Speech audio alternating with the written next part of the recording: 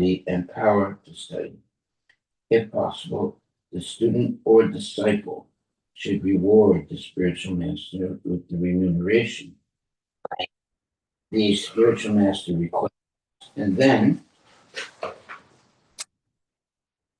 following the master's order, the disciple should leave and accept one of the other ashramas, namely the Grihastha ashrama, Vanaprastha ashrama, or Sannyasa ashrama, as he desires. To study the Vedas and understand them, of course, requires some special intelligence. But the members of the three higher sections of society, namely Brahmanas, Kshatriyas, and Vaishyas, must learn the Vedic literatures according to their capability and power to understand. In other words, studying the Vedic literatures is compulsory for everyone but the Sudras and Antyaj.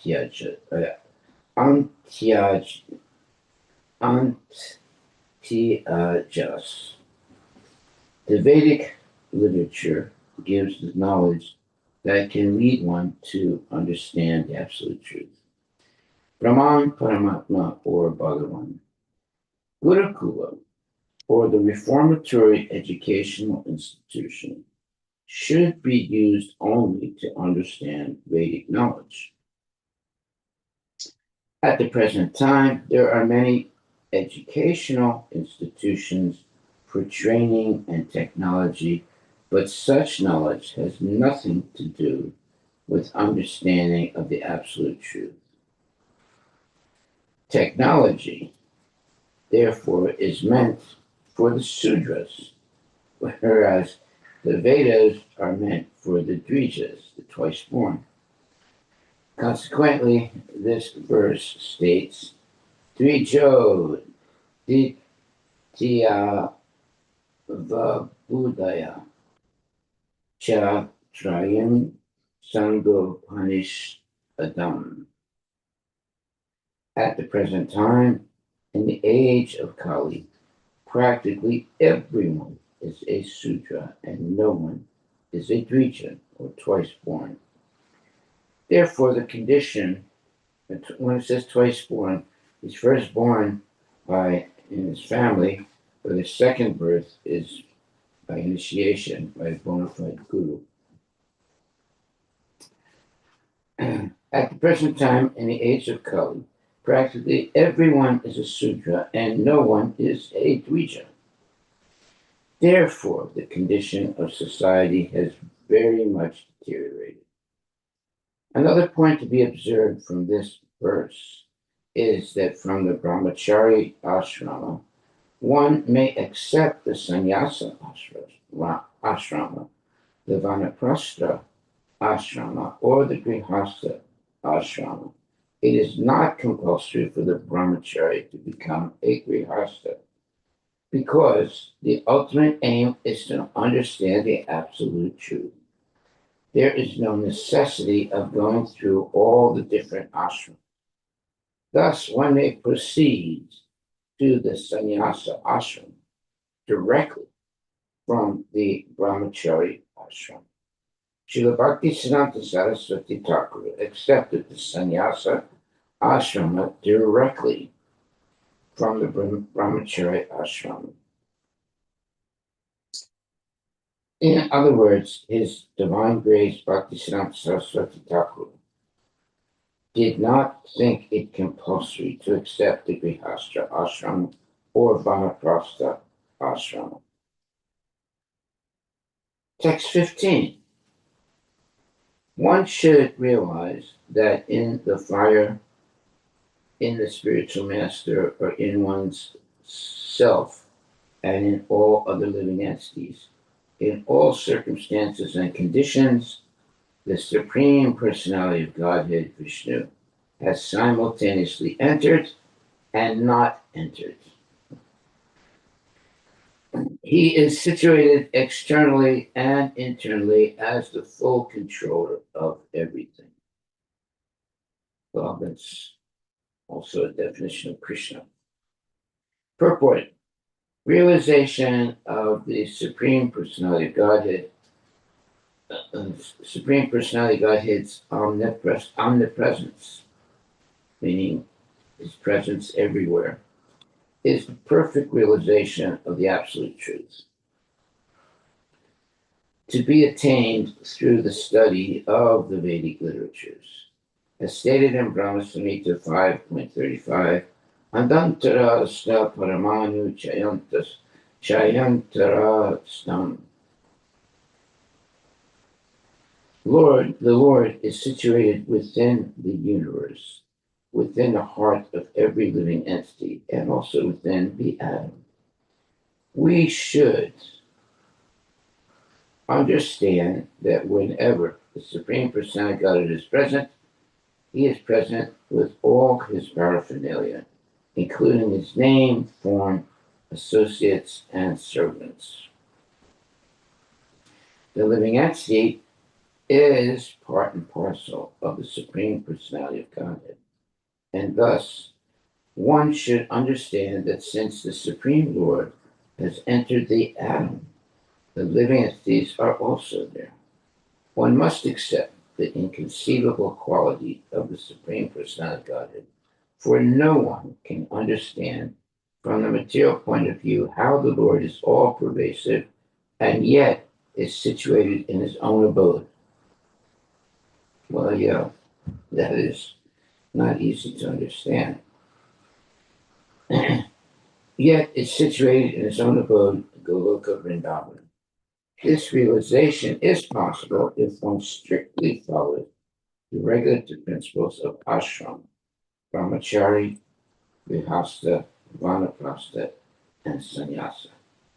Srila Madhavacharya says in this regard, Apravista sarvagata pravistas tva anurrupavan evam dvi rupo bhagavan harir eko janardana. The Supreme Personality of Godhead, in His original form, has not entered everything. No, that's interesting. Has not entered everything. Pravista. But in His impersonal, He has entered, or pravista, meaning everything. Thus, He has entered and not entered simultaneously. This is also explained in Bhagavad Gita 9.4, wherein the Lord says, Maya tatam idam sarvam jagat avyaktamurtina matstani sarvabhutani natshahante survastika. By me in my unmanifested form, this entire universe is pervaded. All beings are in me, but I am not in them. The Lord can defy Himself. Thus, there is variety in unity. Ekatvam bahutvam. In other words, there's variety in unity. Text 16. Evam vido brahmachari vana prasto yatir vihi. Charan vidita vijan ana param brahma adhigachati. By practicing in this way, whether one be in the brahmachari ashrama, vihasta ashrama, vanaprastha ashrama, or sannyasa ashrama, one must always realize the all-pervading presence of the Supreme Lord, for in this way it is possible to understand the absolute truth. The all-pervading presence of the Supreme Lord, for in this way it is possible to understand the absolute truth. Okay. Purport. This is the beginning of self-realization. One must first understand how Brahman is present everywhere and how he is acting. This education is called Brahma Jijnasa. and is the real concern of human life. Without such knowledge, one cannot claim to be a human being. Rather, he remains in the animal kingdom, as it is said, Sa eva Godkara. Without such knowledge, one is no better than a cow or an ass. Well, there are a lot of asses in the world today. Text 17. Vanaprastasya vakshyami niyaman muni samatam yan astaya munir gached rishigokam uhan jasa. Okay, I shall now describe the qualifications for a vanaprastha, one who has retired from family life. By rigidly following the rules and regulations for the vanaprastha, one can easily be elevated to the upper planetary system known as Maharloka. Text 18. A person in vanaprastha life should not eat grains grown by tilling of the fields. He should not eat grains that have grown without tilling of the fields but are not fully ripe. Nor should a vanaprastha eat grains cooked in fire. Indeed, he should eat only fruits ripened by the sunshine. Okay, so now we have to. Wow. Want to be a vanaprastha, you have to be a fruitarian. No grains. Wow. That's a good diet.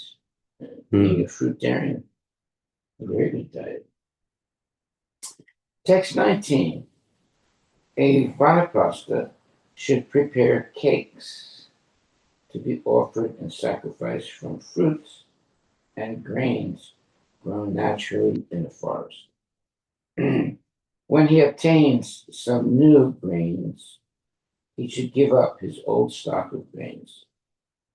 Now, I thought we're not supposed to eat grains. I think Nor should anything that is naturally grown grains, like that's why they're saying specifically grains grown naturally in the forest. Because in other cases, we should not eat anything that's like tilled, means like farming. Like we should not eat grain in the previous one without tilling the field. You should not eat grains that have grown without tilling of the field, but are not fully ripe. Nor should a vanaprastha eat grains cooked in fire. Indeed, he should eat only fruit ripened by the sunshine. So, in other words, strongly recommending to be a fruitarian and to avoid grains.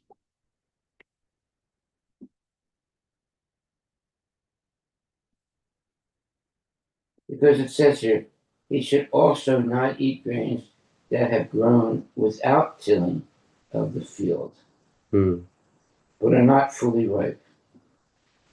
Who would want to eat that? It's not so much. What is that? You should that have grown without tilling the field, but are not fully ripe. Nor should a vanaprastha eat grains cooked in fire. Indeed, he should eat only fruit ripened by the sunshine. So, strongly recommending here, very adamantly, he has to be a fruitarian. Text 19. Okay, I read that already, but I'll read it again. A vanaprastha should prepare cakes to be offered in sacrifice from fruits and grains grown naturally in the forest. When he obtains such new grains, he should give up his old stock of grains. Text 20. A vanaprastha should prepare a thatched cottage or take shelter of a cave in a mountain only to keep the sacred fire, but he should personally practice enduring snowfall, wind, fire, rain, and the shining of the sun. It's pretty difficult to be a vanaprastha. 21. The vanaprastha should wear matted locks of hair on his head and let his body hair, nails, and mustache grow. He should not cleanse his body of dirt. He should keep, in other words, he shouldn't take any bath. He should keep a water pot, deerskin, and rod, wear the bark of a tree as a covering, and use garments colored like fire. What's a garment colored like fire? Well, I guess Like a red, orange, something like that. maybe. Yeah. Text 22. Being very thoughtful. Like kashai means like the saffron color. Saffron. That's probably- So reddish. Mhm. Being very thoughtful, a vanaprastha should remain in the forest for 12 years, 8 years, 4 years, 2 years, or at least 1 year. He should behave in such a way that he will not be disturbed or troubled by too much austerity. Text 23. When, because of disease or old age, one is unable to perform his prescribed duties for advancement in spiritual consciousness or study of the Vedas, he should practice fasting, not taking any food. Well, that means he's going to die, Mhm. or he's going to get really skinny, or something like that. Text 24. Yeah, basically that's the way to leave the body. Yeah. He should properly place the fire element in his own self, and in this way give up bodily affinity, by which one thinks the body to be oneself or one's own. One should gradually merge the material body into the 5 elements: earth, water, fire, air, and sky. Yeah, well, that is basically dying. The body is the effect of a cause, namely the 5 material elements: earth, water, fire, air, and sky.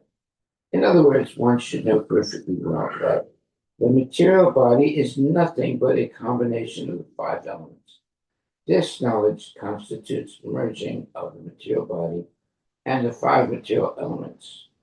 Merging into Brahman in perfect knowledge means understanding perfectly that one is not the body, but a spiritual soul. Okay?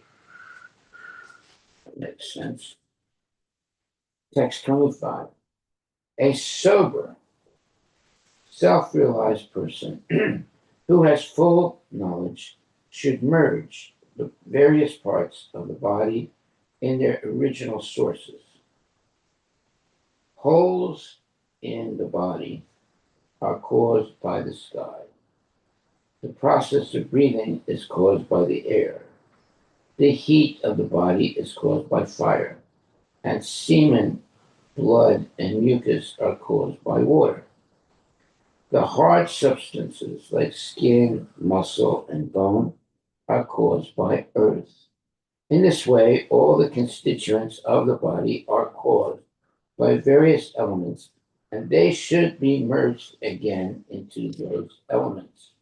Well, yeah, if you die, all these elements become individually visible. If you look at a person who's died, yeah, in other words, the hard substances like skin and muscle and bone are caused by earth. In this way, all the constituents of the body are caused by various elements, and they should be merged again into those elements. Mm-hmm. Yeah. To be self-realized, one must understand the original sources of the various elements of the body. The body is a combination of skin, bone, muscle, blood, semen, urine, stool, heat, breath, and so on, which all come from earth, water, fire, air, and sky. Okay, so those are the fundamental five, uh, the five Elements. elements. One must be well conversant with the sources of all bodily constituents. Then one becomes a self-realized person, or Atmavan, one who knows the self.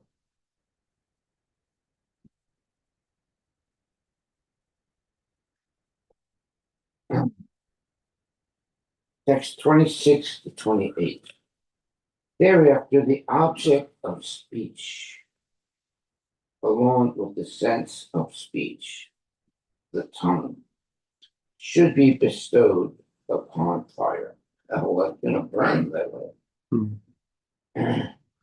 Craftsmanship and the two hands should be given to the demigod Indra. The power of movement, and the legs should be given to Lord Vishnu. Sensual pleasure, along with the genitals, should be bestowed upon Prajapati. The rectum, with the power of evacuation, should be bestowed in its proper place onto Mrityu. The oral, an instrument, along with sound vibrations, should be given to the deities presiding over the directions. The instrument of touch, along with the sense objects of touch, should be given to Vayu. Form, with the power of sight, should be bestowed upon the sun. The tongue, along with the demigod Varuna, should be bestowed upon water. And the power of smell, along with the two Ashwini Kumaras, demigods, should be bestowed upon the earth. Text 29 and 30. The mind, along with all material desires, should be merged in the moon, demigod. All the subject matters of intelligence, along with the intelligence itself, should be placed in Lord Brahma.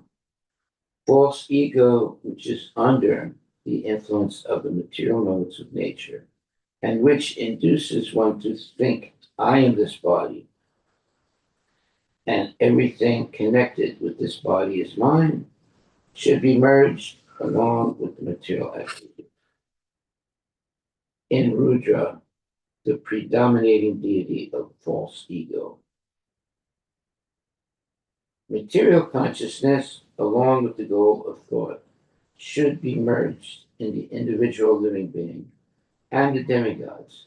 Acting under the modes of material nature should be merged along with the perverted living being into the supreme being.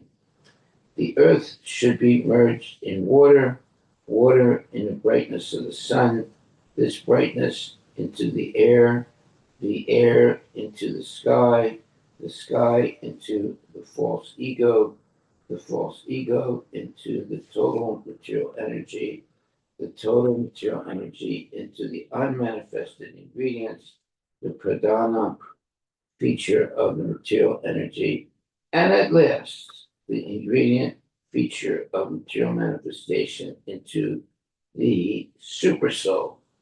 Wow, that is a complete explanation of how to give up the body. Text 31.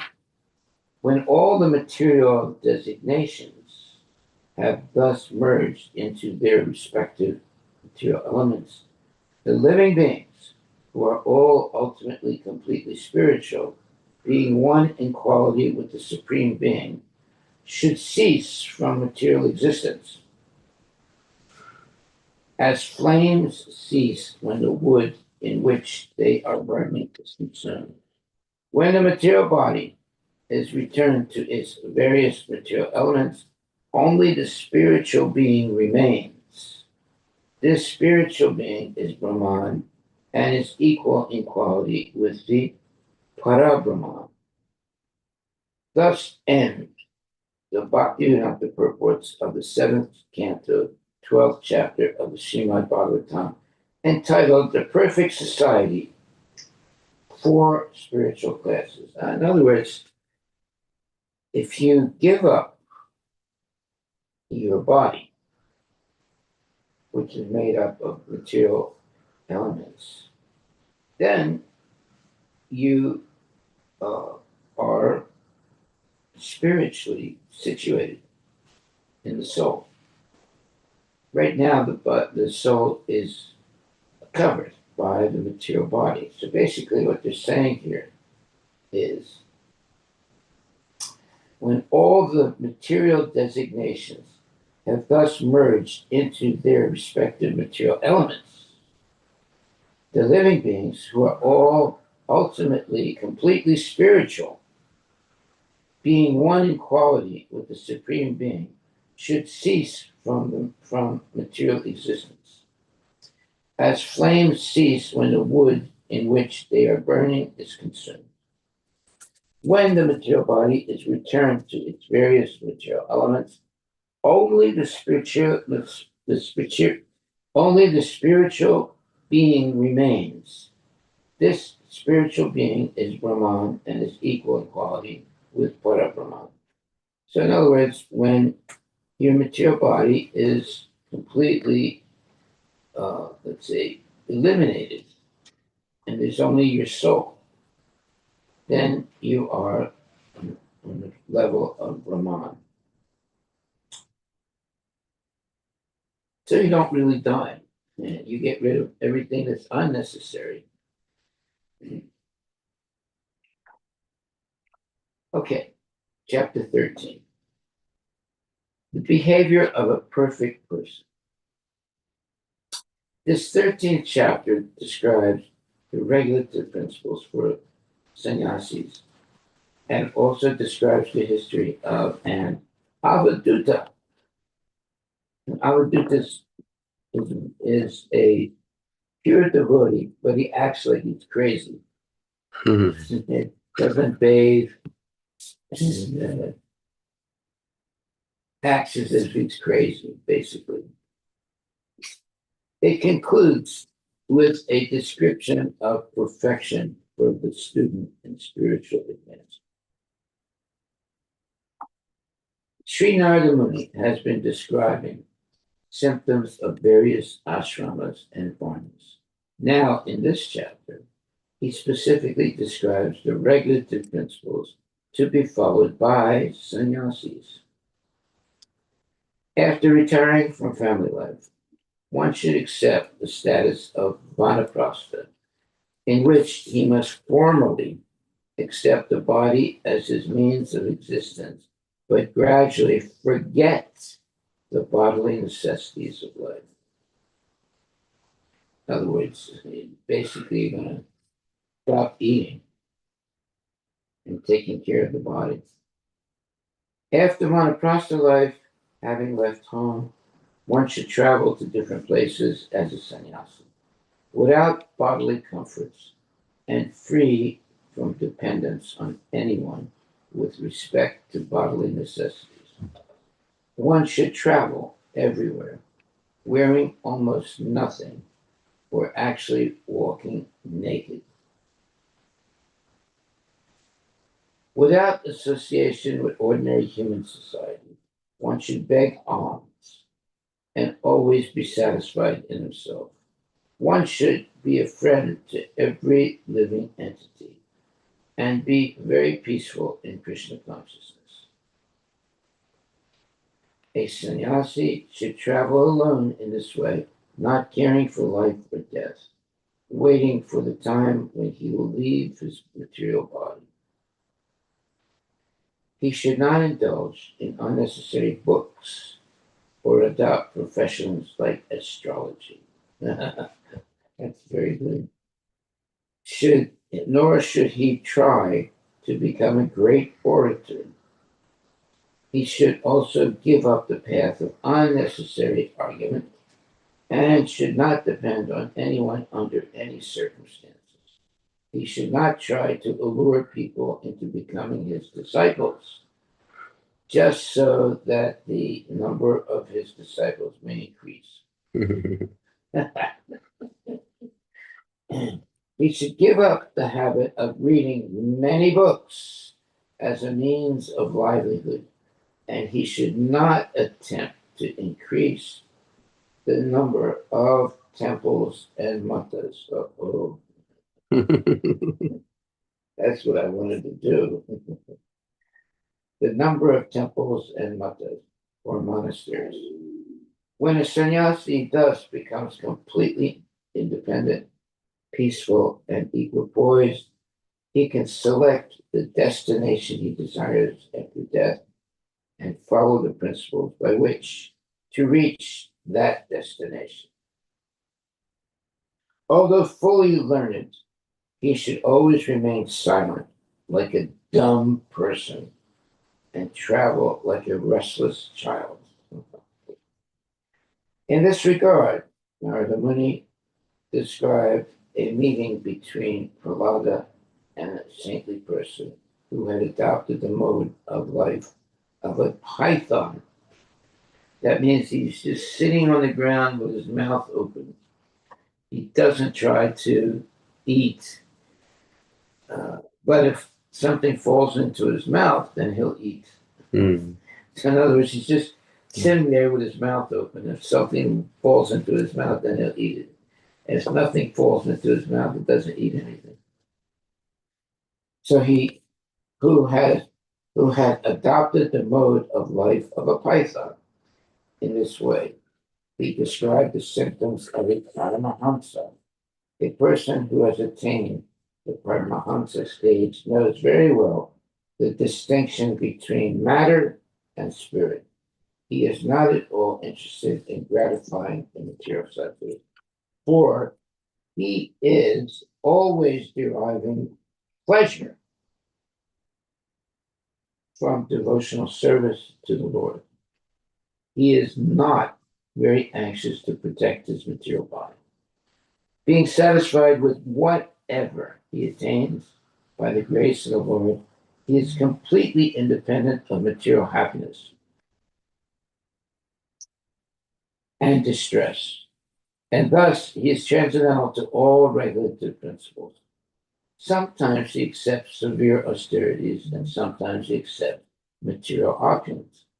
His only concern is to satisfy Krishna, and for that purpose, he can do anything and everything without reference to the regulative principles. He is never to be equated with materialistic men, nor is he subject to the judgments of such men. Yeah, once, long time ago, I was in India in the temple, and this sadhu came, and he was completely naked, and he had a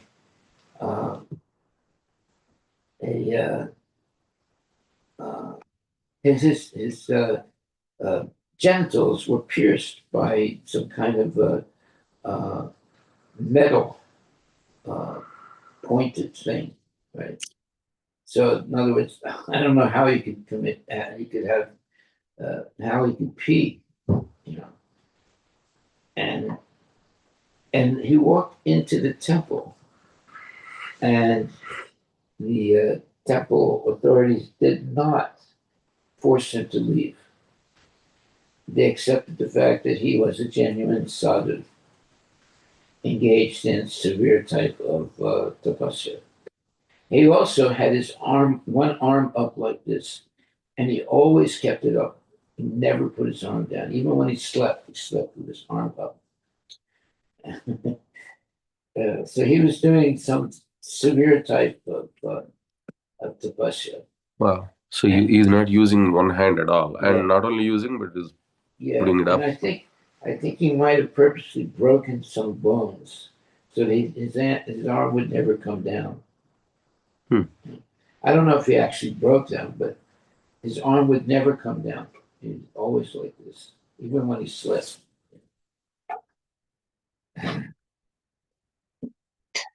And India is an amazing place. Text number 1.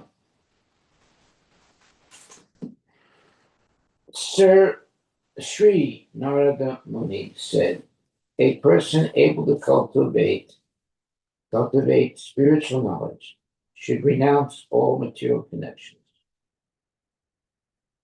and merely keeping the body inhabitable. He should travel from one place to another, passing only one night in each village. In this way, without dependence in regard to the needs of the body, the sannyasi should travel all over the world. Well, that would be a description of the sadhu that I saw when I was in India. He was just walking with his arm up like this, and he had a lot of, and his hair was always on the ground, and so he never cut his hair, and he was completely. It looked like he was completely renounced, and he didn't care about eating or sleeping, although obviously he was eating something. And he would just go from one place to another. He never stayed in any place. And when he entered the temple, and by the way, he was completely naked also. When he entered the temple, this kind of temple, the authorities did not stop him, even though he was naked. They recognized him as a genuine renunciate. Okay, so text 2. A person in the renounced order of life may try to avoid even a dress to cover himself. Wow. If he wears anything at all, it should be only a loincloth. Well, this sadhu, he was naked, completely naked. You could see his genitals, and he had some kind of a thick pin stuck that was piercing his genitals. I mean, I don't think he could fall through it, or if he did, it would be very painful for him to do it. It should be only a loincloth, and when there is no necessity, a sannyasi should not even accept a danda. A sannyasi should avoid carrying anything but a danda and kamandalu, water. Kamandala is a water, special like bucket. Yeah, it's like something that you can hold with the hand. Yes. Yeah. Text 3. The sannyasi, completely satisfied in the self, should live on alms, beg from door to door, not being dependent on any person or any place. He should always be a friendly well-wisher to all living beings and be a peaceful, unavoided devotee of Narayana. In this way, he should move from one place to another. Text number 4. The sannyasi should always try to see the Supreme pervading everything and see everything, including this universe, resting on the Supreme. Text 5. During unconsciousness and consciousness, and between the two, he should try to understand the self and be fully situated in the self. In this way, he should realize that the conditional and liberated stages of life are only illusory and not actually factual. With such a higher understanding, he should see only the absolute truth pervading everywhere. Wow, Wow. what a vision that is. Purport by Srila Prabhupada: the unconscious state is nothing but ignorance. Another sleeping. It's nothing but ignorance, darkness, or material existence. And in the conscious state, one is awake. The marginal state between consciousness and unconsciousness has no permanent existence. Therefore, one who is advanced in understanding the self should understand that unconsciousness and consciousness are but illusions, for they fundamentally do not exist. Only the supreme absolute truth exists, as confirmed by the Lord in Bhagavad Gita 9.4. Maya tatam idam sarvam jagat avyaktamurtina matstani sarvabhutani matchaham desu avastita. By me, in my unmanifested form, this entire universe is pervaded.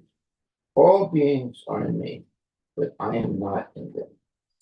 Everything exists on the basis of Krishna's impersonal feature. Nothing can exist without Krishna. Therefore, the advanced devotee of Krishna can see the Lord everywhere without illusion. Wow. Let me read that again. By me, in my unmanifested form, in other words, you can't see it, this entire universe is pervaded. All beings are in me, but I am not in them. Everything exists on the basis of Krishna's impersonal feature. Nothing can exist without Krishna. Therefore, the advanced devotee of Krishna can see the Lord everywhere without illusion. Yeah, he doesn't see cars and doesn't see buildings and things like that. He just sees Krishna everywhere. Text 6. Since the material body is sure to be vanquished, and the duration of one's life is not fixed, neither death nor life is to be praised. Rather, one should observe the eternal time factor in which the living entity manifests himself and disappears. Purport by Srila Prabhupada: the living entities in the material world, not only at the present, but also in the past, have been involved in trying to solve the problem of birth and death. Some stress death and point to the illusory existence of everything material, whereas others stress life, trying to preserve it perpetually and enjoy it to the best of their ability. Both of them are fools and rascals. It is advised that one observe the eternal time factor, which is the cause of the material body's appearance and disappearance, and that one observe the living entities' entanglement in this time factor. Srila Bhaktivinoda Thakur therefore sings in his Gita volume, Anadi karma phale padi bhavar nava chale taripare na dekhi upaya. One should observe the activities of eternal time, which is the cause of birth and death. Before the creation of the present millennium, the living entities were under the influence of the time factor. And within the time factor, the material world comes into existence and is again annihilated. bhutva praliyate. Being under the control of the time factor, the living entities appear and die, life after life. This time factor is the impersonal representation of the Supreme Personality of Godhead, who gives the living entities, conditioned by material nature, a chance to emerge from this nature by surrendering to Him, by surrendering to Krishna. You can get free of the time factor. It means you become immortal. Text 7. Literature that is useless, waste of time. In other words, literature without spiritual benefit should be rejected. One should not become a professional teacher as a means of earning one's livelihood, nor should one indulge in arguments and counter arguments, nor should one take shelter of any cause or faction. Wow, that's a very profound statement. Let me read that again. Literature that is useless, that is a useless waste of time. In other words, literature without spiritual benefit should be rejected. One should not become a professional teacher. Wow. I know that there's so many devotees that have become professional teachers as a means of earning one's livelihood. Nor should one indulge in arguments and counter arguments, nor should one take shelter of any cause or faction. Purport. A person desiring to advance in spiritual understanding should be extremely careful to avoid reading ordinary literature. Okay. The world is full of ordinary literature that creates unnecessary agitation in the mind.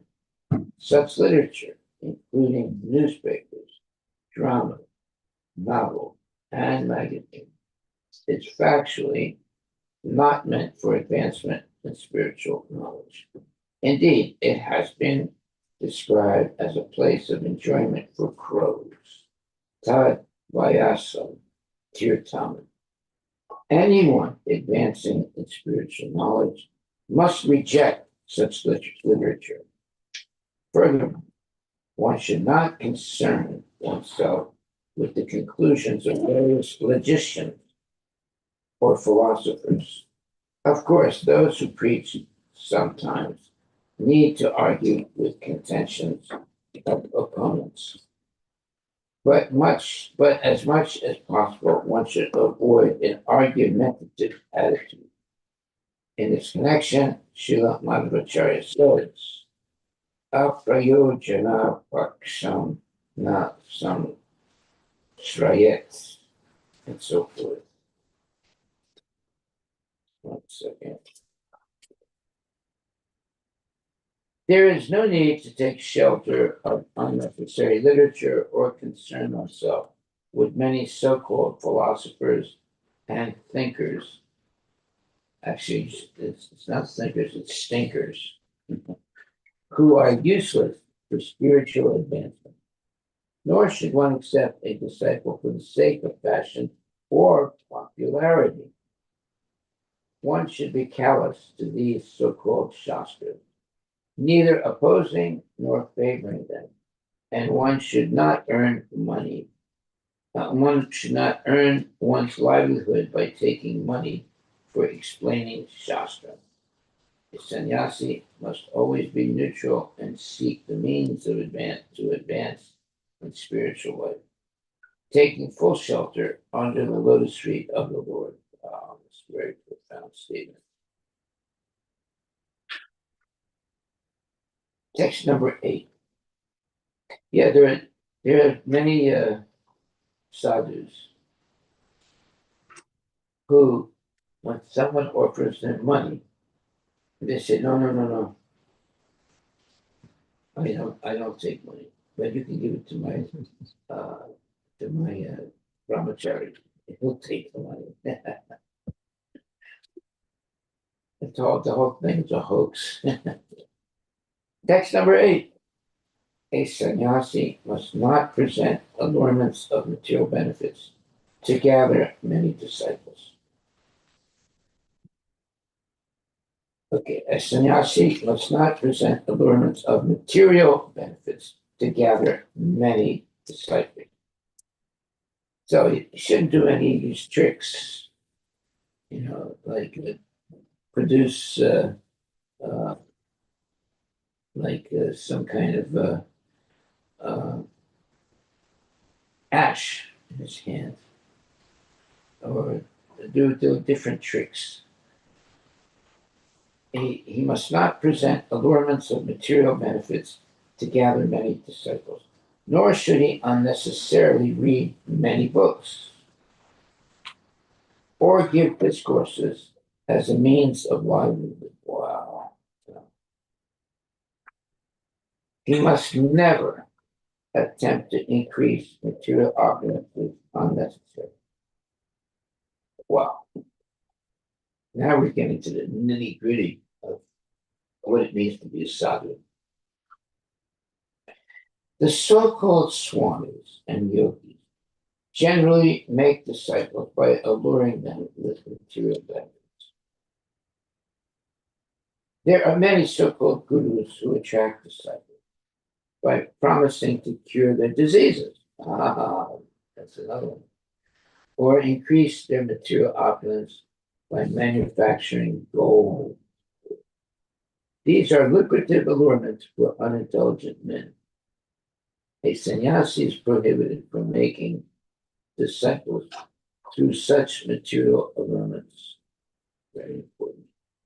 Sannyasis sometimes indulge in material opulence by unnecessarily constructing many temples and monasteries, but actually such endeavors should be avoided.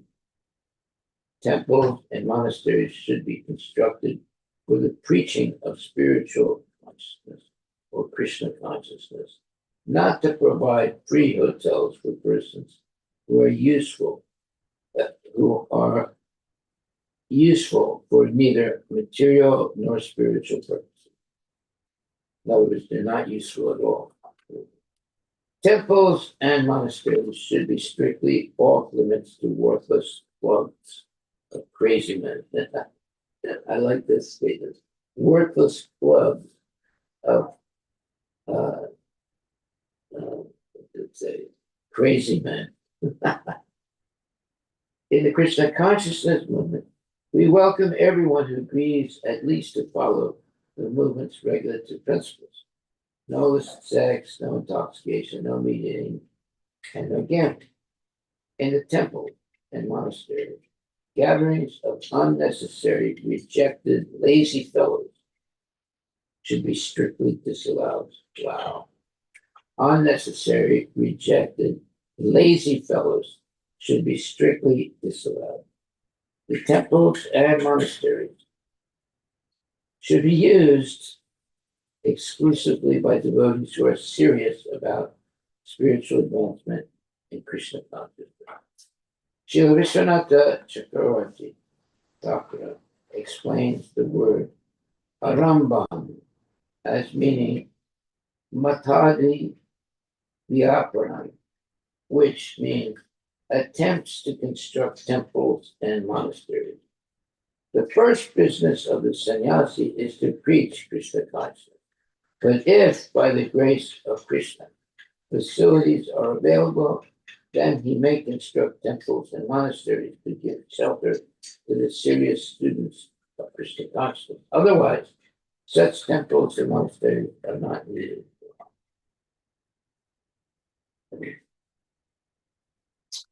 What time is it now? The time is up. Some Yeah. minutes, we have a few more minutes. Text number 9. A peaceful, equipoised person. One second. One second. Okay. A peaceful, equipoised person who is factually advanced in spiritual consciousness does not need to accept the symbols of a sannyasi, such as the tridanda and the kamandalu. According to necessity, he may sometimes accept those symbols and sometimes reject them. Purport. There are 4 stages of the renounced order of Baba: Kutichaka, Bahudaka, Parivajikacharya, and Paramahamsa. Herein, Srimad Bhagavatam considers the Paramahamsas as among the sannyasis. The Mayavadi impersonalists, sannyasis, cannot attain the Paramahamsa stage. Wow, okay. This is because of their impersonal conception of the absolute truth. Brahmeti, Paramatmeti, Bhagavaniti, Sabhyate. The absolute truth is perceived in 3 stages, of which Bhagavan, or realization of the Supreme Personality Godhead, is meant for the Paramahamsas. Indeed, Srimad Bhagavatam itself is meant for the Paramahamsas. Paramo nimatsanam satam. Unless one is in the Paramahamsa stage, he is not eligible to understand the Srimad Bhagavatam. For Paramahamsa, or sannyasis, in the Vaishnava order, preaching is the first duty. To preach, such sannyasis may accept the symbol of sannyasa, such as the danda, the kamandalu, or sometimes they may not. Generally, the Vaishnava sannyasis, being Paramahamsas, are automatically called Babaji, and they do not carry a kamandalu or danda. Such a sannyasi is free to accept or reject the marks of sannyasa.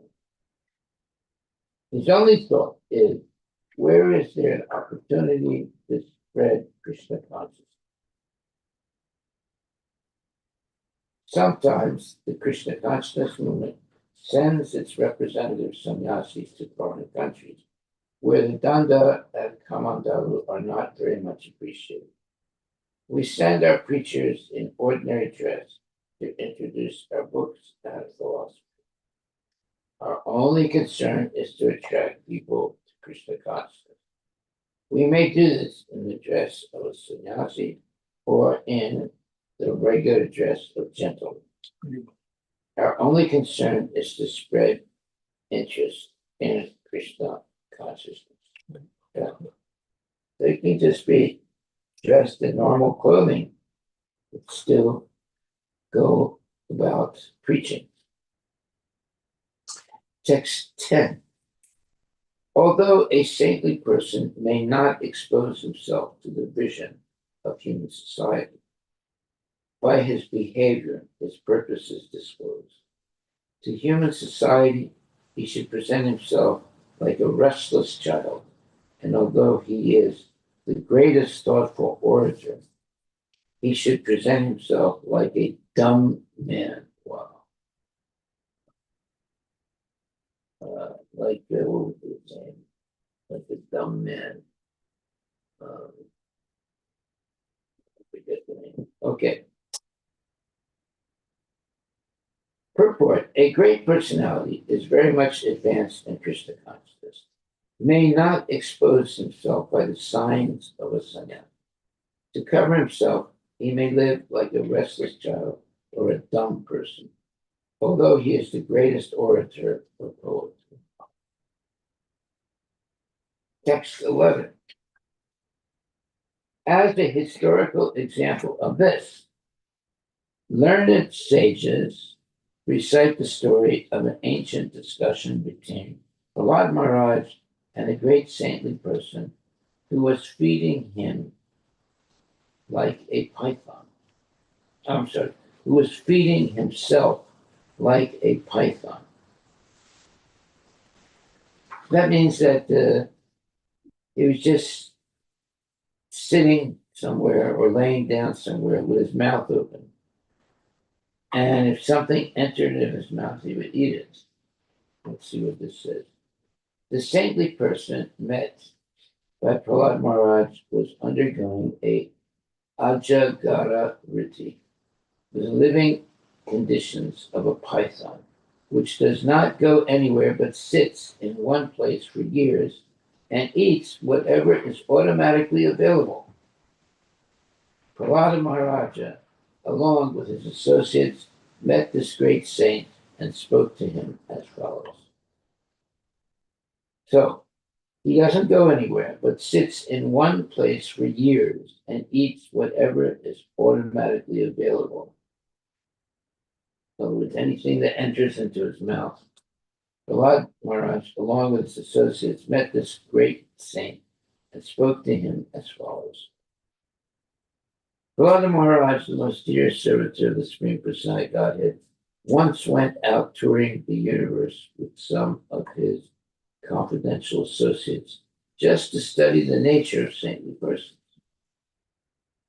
Thus, he arrived at the bank of the Kaveri, where there was a mountain known as Saya. There he found a great saintly person who was lying on the ground, covered with dirt and dust, but who was deeply spiritually advanced. Text 14. Neither by the saintly person's activities, by his bodily features, by his words, nor by the symptoms of his varnashrama status could people understand whether he was the same person they had known. Okay. Purport.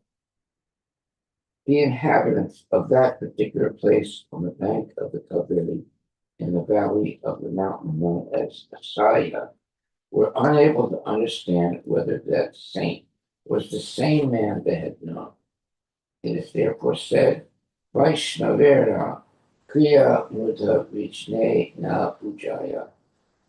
A highly advanced Vaishnava lives in such a way that no one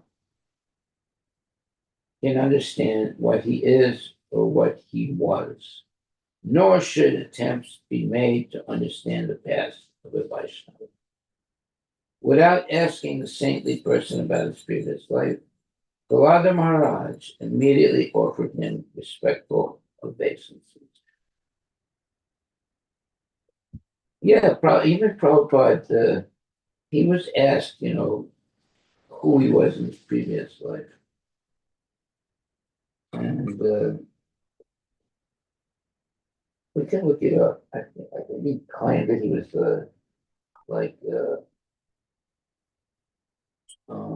in a previous life, he was like a doctor. Wish we could look that up. Okay, I think we're going to stop there, right? Yes, Time Maharaj. is up. And are there any questions anyone would like to ask? Any questions?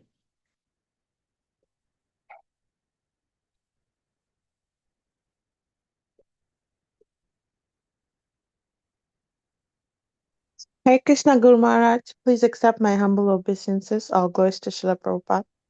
Oh, Mataji, oh, glory to Prabhupada, Hare Krishna. Hare Krishna. So my question is you just mentioned Prabhupada mentioning what he was in his previous life. Do all the Maharajas get that experience, or was it just Prabhupada? Thank you. To my knowledge, it's just Prabhupada. Okay, thank you, Maharaj. And then go ahead. Hare Krishna Maharaj. So the chat GPT is saying that Srila Prabhupada in a morning walk conversation, Los Angeles, June 20, 1975, said, I was a medical man in my previous life. Therefore, I could immediately understand the chemical changes when there is a disease. He said this casually as an example of vasana, impressions from previous lives that carry over, not as a major revelation about his identity. He went on to explain that one's past tendencies and knowledge can continue in the next birth depending on consciousness and karma. Srila Prabhupada very rarely spoke about his previous life, and when he did, it was always with deep humility and never as a boast or definitive claim. However, this is an example where he himself said that I was a medical man in my previous life, therefore, I could immediately understand the chemical changes when there is a disease. Yeah, I've heard that before.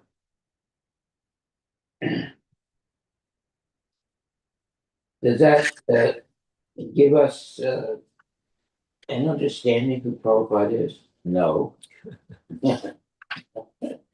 He said this casually as an example of vasana, impressions from previous lives that carry over, and not as a major revelation about his identity. Right, exactly. Exactly. Thank you. Thank you for edifying us. Thank you, Maharaj. Hare Krishna. Okay, any other questions or comments?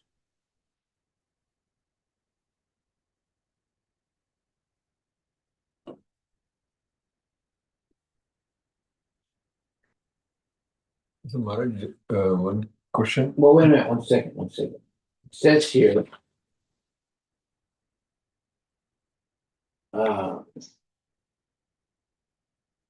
in this purport to text 14, the inhabitants of that particular place on the bank of the Kaveri, in the valley of the mountain known as Shiloh, were unable to understand whether that saint was the same man they had known.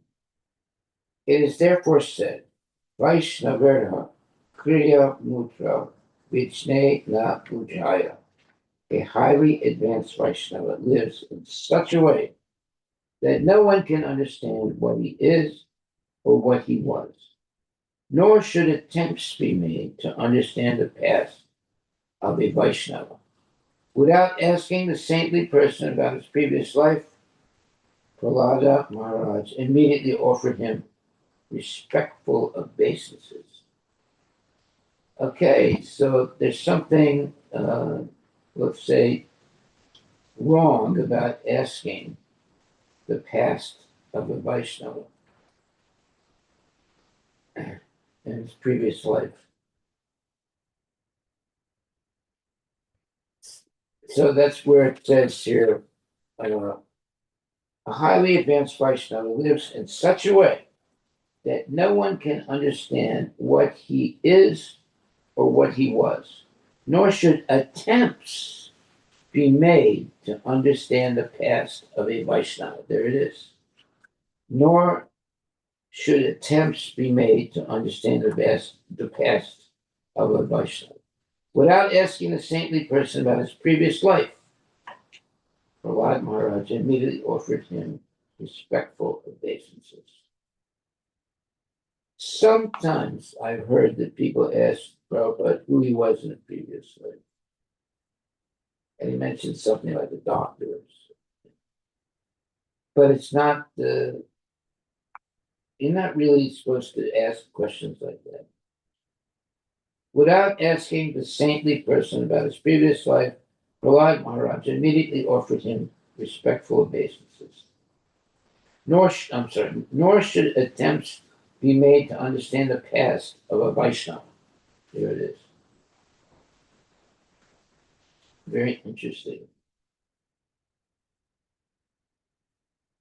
Why would anyone want to know the past of a pure devotee? One should understand the present situation of a pure devotee. Okay, and because if you try and understand who he was in his past life, it's not going to really give you any advancement in spiritual life. But if you try and understand who he is now, that will give you a lot of spiritual knowledge. Okay, well, I think we'll stop right there. Unless there's another question or comments. Hare Krishna Guru Maharaj. One Yes, sir. comment. Guru Maharaj, I think knowing the past is of a Vaishnava is covered in the Bhagavatam. For example, the Vritasura, Vritasura's case, and I think this is Parashit Maharaj or someone were curious how Vritasura, being a demon, so advanced. In spiritual knowledge. Yes. So that was a time it was I think Narada Muni spoke about the past life of Vritasura to help the devotee advance in the spiritual life. There are occasions like that, but it's only for the spiritual growth. Right. Vitrasura. He looked like a demon, but he was actually a devotee. Yes, Guru Maharaj. Yeah, you shouldn't judge a person by their clothing Mhm. or by the way they look. You should judge them by the way they speak. That should be the criteria. If they talk, they might be dressed very nicely, but if they talk nonsense, then you know they're not bona fide. But they might be dressed very poorly, but when they speak, it's nectar of Krishna consciousness. Okay, thank you very much, my dear devotees. Please chant Hare Krishna and be happy. One question, Maharaj. Yeah. So, Maharaj, in previous chapter and in this chapter, there are so many strict rules about Vanprastha life and sannyasi life. Those may or may not be possible nowadays for a Krishna conscious Vanprastha or sannyasi to follow, like eating fruits or staying one night, one place, like so many things. So, what are the minimum set of guidelines for a Krishna conscious or a Vaishnava who is following Vanprastha life or the sannyasi life? Well, a genuine sadhu is not concerned about collecting money. He's not concerned about living in opulent condition. He's only concerned about teaching people in Krishna consciousness. He's not doing that in order to make money. And that's why he doesn't stay in one place for more than 3 days. And he's always talking about Krishna, nothing else. And here it says, it's very important. It is therefore said, Vaishnavera Priya Mudra Vichne Na Ujaya.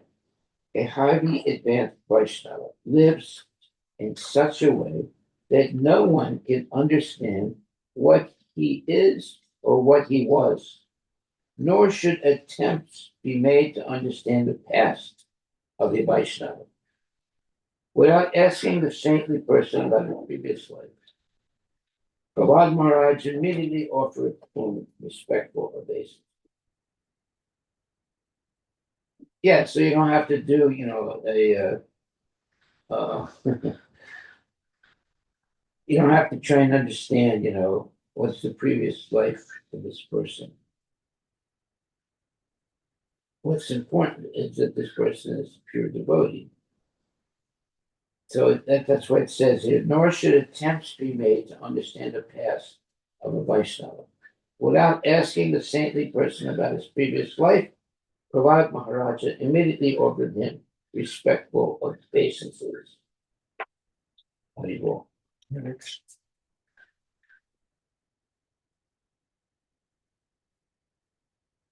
Yeah, it's not important who someone was in the previous life. That question was asked to Prabhupada, and Prabhupada said, it was said by someone who did his, what do you call this, this horoscope, that he was some kind of a doctor. But Who cares about that? It has no significance at all. What's important is who he is now.